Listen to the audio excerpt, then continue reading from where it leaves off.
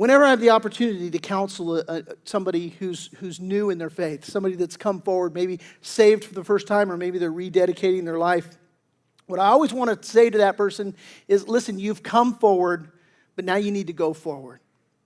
It's so critically important that, hey, just as Lazarus raised from the dead, he needs to be unbound from the grave clothes. And those that would give their life to the Lord or renew their life, their faith in the Lord, need to understand, I can't stay bound up. I can't stay in bondage.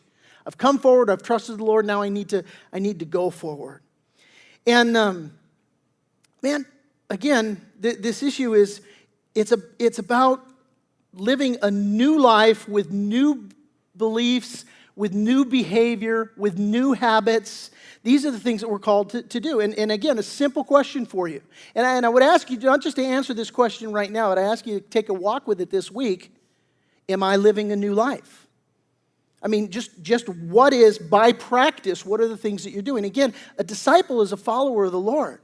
So if I'm going to the gym and I'm eating jelly donuts and I'm not following the trainer around doing what the trainer is doing, then am I really a follower of the trainer? No, I'm a follower of Krispy Kreme. And that's the story of my life. You remember when you were a kid and you would be walking in a crowd? I remember one time I was in a crowd, I'm walking with my father, and I've got a hold of his finger, and then at some point I looked up and it wasn't my dad. You ever done that as a kid? And how freaked you were? And that's the thing, is that sometimes, man, there's this idea of, I think I'm a disciple, I think I'm walking with the Lord, but man, if I take a real hard look at my life, am I really living a new life? Some of us, when you take a good long look in the mirror, you have to answer and say, no, I'm not.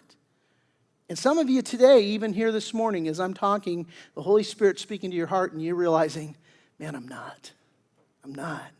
I call myself a Christian and there's really not a lot of difference in the way that I'm living.